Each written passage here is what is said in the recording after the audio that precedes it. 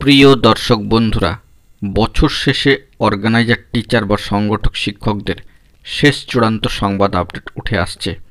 আমরা পিছনে ফেলে 2024 সালকে পা রাখতে চলেছি 2025 সালে।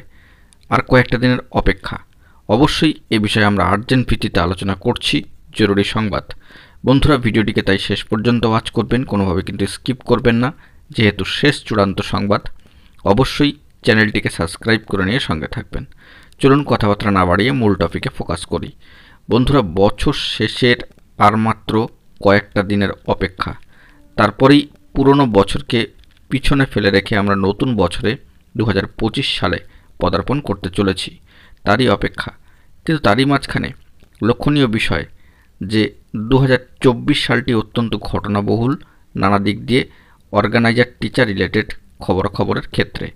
সেই দিক থেকে বছরের শেষ প্রান্তে এসেও কোনো অফিসিয়াল খবর আপডেট কিন্তু উঠে আসলো না। অনেক ক্ষেত্রেই অনেক রকমের খবরাখবর আপনারা পেয়ে থাকবেন। সেই সমস্ত বিষয় নিয়ে আমাদের আলোচনা নয়, আমাদের আলোচনা আপনাদের সাথে শুধুমাত্র অথেন্টিক বিষয়টাকে তুলে ধরা এবং আপনাদের সামনে অনস্ক্রিনে যাবতীয় তথ্যাদি রেখে আলোচনা করা, যাতে এই রিলেটেড নিয়োগ প্রক্রিয়ার সঙ্গে যারা যুক্ত রয়েছেন তাদের কাছে সবটাই স্পষ্ট হয়। তো সেই দিক থেকে আশা করি আপনাদের কাছে অথেন্টিক নিউজ আপডেট তুলে ধরতে পেরেছি। তবে এখনও পর্যন্ত 2024 সালের শেষ মুহূর্তে এসে যেটুকু জানা যাচ্ছে যে সর্বোচ্চ ন্যায়ালয় সুপ্রিম কোর্টে কেস সংক্রান্ত বিষয়ে স্ট্যাটাসে আজকের ডেটে দাঁড়িয়ে কিন্তু কোনো ধরনের চেঞ্জেস আসেনি।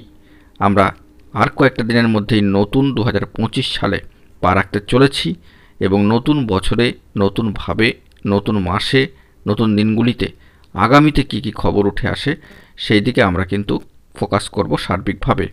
কিন্তু বছর শেষে দাঁড়িয়ে শেষ যে চূড়ান্ত সংবাদটি বেরিয়ে আসছে যে এখনও পর্যন্ত অফিসিয়ালি কোনো আপডেট কিন্তু উঠে আসেনি। নতুন বছরে যদি কোনো খবর থাকে সবটাই কিন্তু আপনাদের সামনে অনস্ক্রিনে রেখে আলোচনা করব। এখন এটুকুই। সকলে ভালো থাকবেন। নতুন বছরের অগ্রিম শুভেচ্ছা জানিয়ে এই ভিডিও এখানেই শেষ করছি।